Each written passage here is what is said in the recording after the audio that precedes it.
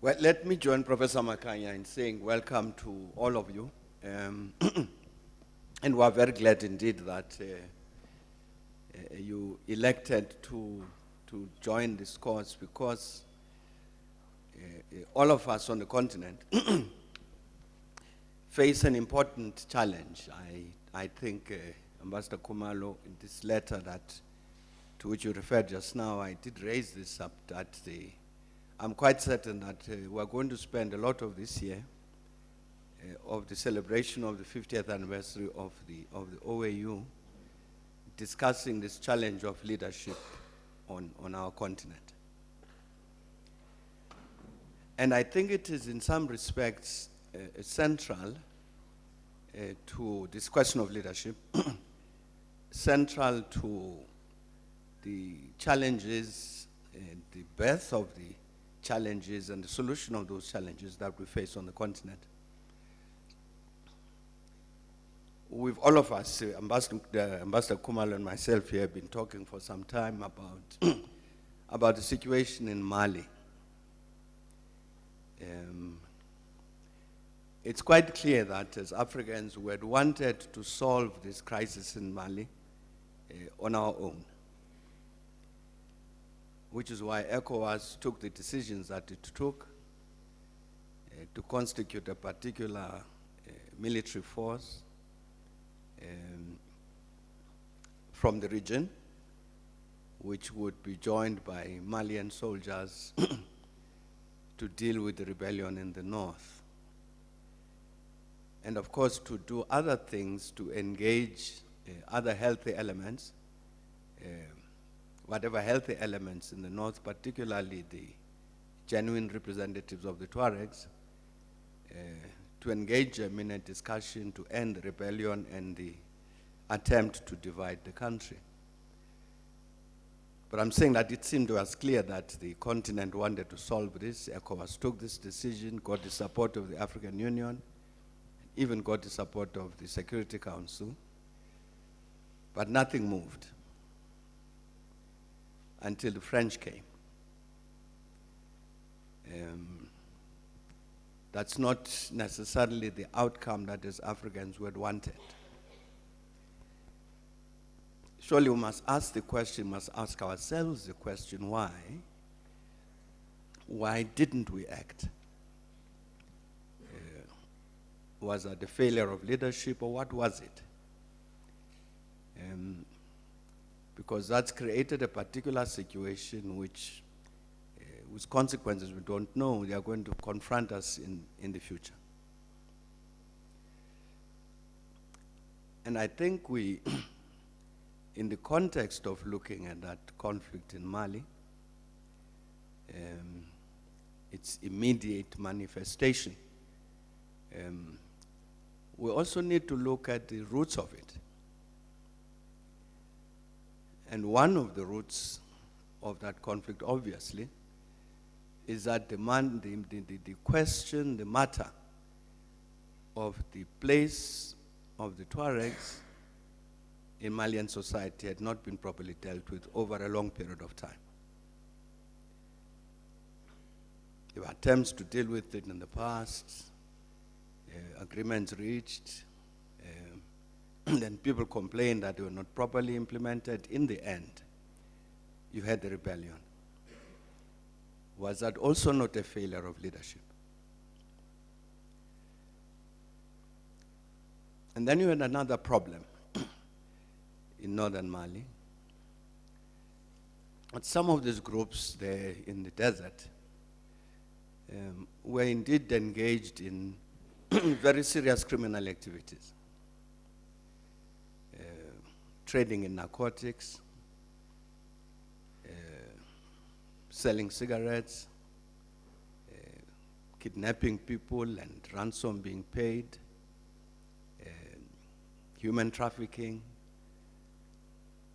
and one of the consequences of which was some of them accumulated quite a lot of money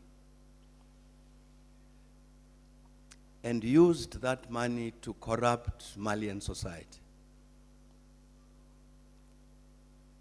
So we had people sitting out there in the desert with lots of money, who could corrupt politics in Bamako, in the capital. Now, I think we've seen the consequences of this in that same West African neighborhood. It is said by everybody in West Africa now that Guinea Bissau has become what they call a narco state. That the drug dealers from Latin America managed to get there, took advantage of a weak state and weak state institutions to establish themselves and effectively to take over the country. And so you have people who earn their money from drugs who now run the country, which is why I'm saying that people in West Africa would say they are faced with the problem of a narco state.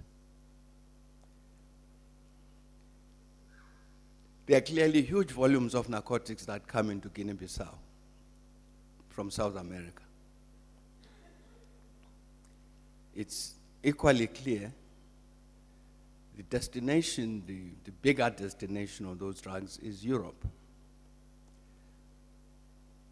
And obviously, it's not going to be people traveling on Guinea-Bissau passports who are going to be flying into capitals in Europe trying to smuggle drugs.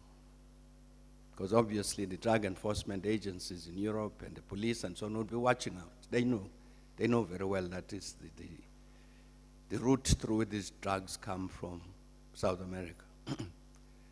So who is carrying these drugs to Europe if it's not people from Guinea-Bissau? It will obviously be people from other countries.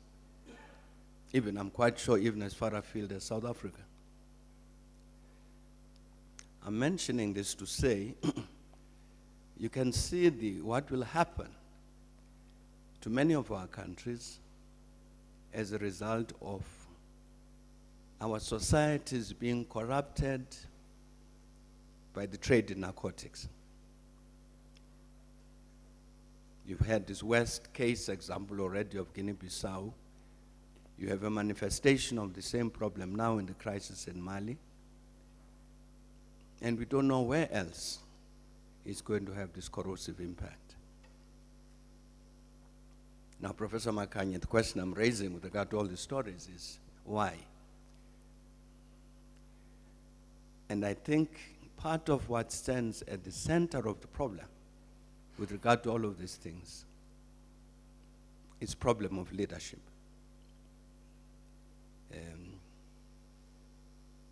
There's something about this challenge of leadership, not just political leadership, I'm talking about leadership in society generally, in African countries, which permits of these things to happen.